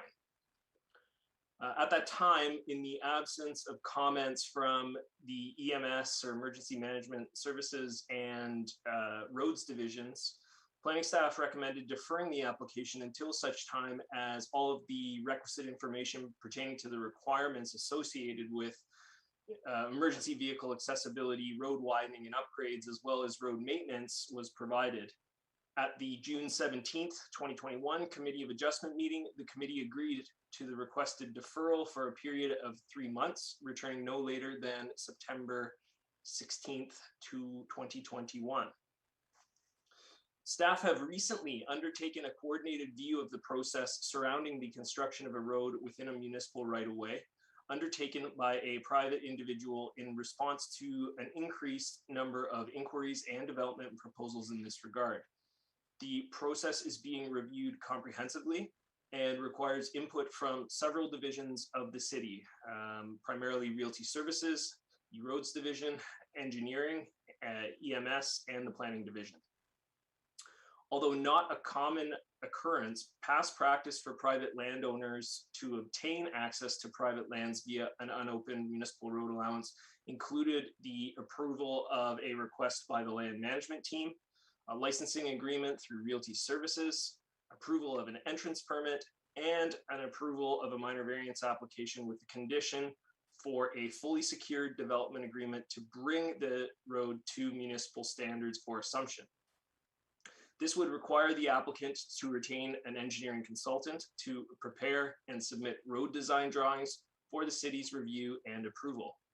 Other fees could include tree removal within the right-of-way and permitting requirements of the respective conservation authority. Through review of existing council policy and the evolution of legislation, it has been determined that a class environmental assessment process is also required to open a road. The outcome of the mentioned review will provide the necessary guidance to staff, the general public, and current applicants for development adjacent to unopened road allowances. Planning staff have explained the circumstances to the applicant.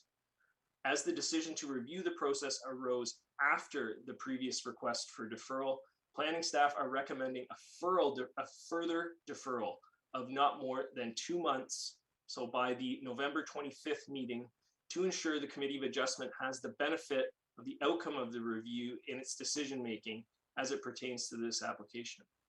Should a resolution to the process arise before that time, the application may be brought back to the committee ahead of time. Thank you. And Councillor Yule, all I can say is to you, thank you for your comments earlier, because it looks like it would have been a can of worms we would have opened up. So absolutely. Are there any questions of the planner? Councillor Yule. Yeah, through you, Mr. Chair. This committee's never actually seen this application. All we saw was a memorandum in June. Am I correct in that? So we have no background on this at all. Or am I missing something? That would be correct. You have just received a deferral. So a follow-up, wouldn't it be wise to maybe let us see the file ahead of time rather than after 5 months of deferral, so we're not bombarded with everything at once, and perhaps we could do a little homework or something on the file ahead of time?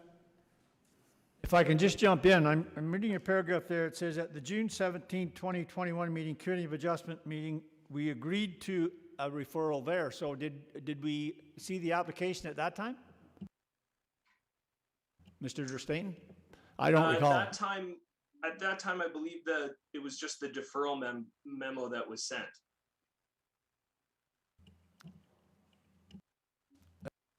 I don't know if you need a motion to do it or not, but I'd like to see the file before this comes back. So I'd like to see the file at the next committee meeting if it's going to be a further deferral.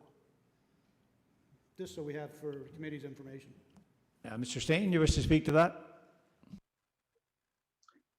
No, I have no comments with that. I think that's reasonable. If it's doable, absolutely. All right. Is the committee content with that, then, that we ask that, well, then, rather than a deferral motion, then, you want to make the motion then that the application be brought back to the, whatever the date is, in October? Yeah, that the application in its current form be provided to committee, and I'll also support the deferral, but I'd like to see the... Well, I don't know that I want a bring it back and a deferral motion as well. I think we'll it's here now, so we'll defer it to the October meeting so that we can view the application. How's that sound? We'll see where it goes after that. Mr. Mars? Because deferral is not debatable, why don't we do a deferral and a follow-up? Well, no, the motion isn't debatable. We can debate whatever we want here. There's no motion on the floor. But I understand what Mr. Yo's getting at, and I agree with him 100%, but just defer it and then do a follow-up that requests that the existing report be made available to the members as soon as possible. Well, I didn't hear that. I heard that you wanted to come back to another meeting. Mr. Marsh is much more eloquent, given his senior years, in making these. He's much older than us, is he not? So I would give the motion for deferral and then let committee vote on that and then do a follow-up motion. Yeah, I guess that probably best to separate it. Right. So, all right. So, Mr. Stainton, then you're asking for a deferral for it to be deferred and come back no later than the November meeting, November 25th, is it? Correct. All right. All right. So the only thing to be discussed on the deferral then, Mr. Richardson, did you have a question before I ask? No. All right. Then the only question is time, and we've decided that the November the 25th. So I'll get everyone in favor for that. All right, that carries. All right, and go ahead, Councillor. And I don't know if I need a motion for this, but I will ask staff. Do I need a motion to have that? To staff? Or just direction? Yeah. Go ahead, Ms. Berry. Perfect. Thank you for that, and thank you for the question. Through the chair to the councillor, as soon as the application is deemed complete by our division, it is a matter of public record, and we can provide that application to you and to anybody who asks for it at any time after that. So, in my humble opinion, I would offer to the committee that a motion in this regard isn't needed. Certainly you can do as you wish, but we can provide that through an electronic circulation following this meeting. Doesn't have to wait until a subsequent meeting. That's perfect. So I just asked, we give staff direction to forward electronically the current report. When it's complete. I think I heard that. No, I think I want to see it now. It's been deferred for 4 months. I'd like to see it in its current state. I thought I heard you say complete. Thank you, Mr. Chair. So we're talking about two different things from what I hear. One is the application and the other is the report. It's the application that I'm referring to, and it is a matter of public record, and we can certainly provide that to this committee through an email circulation following this meeting. Action that? Yep. Good. Okay.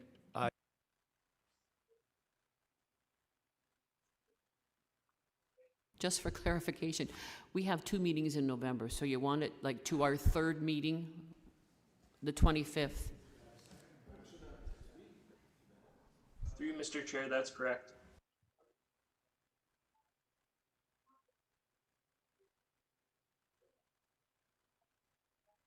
Say 2 months, but that's actually.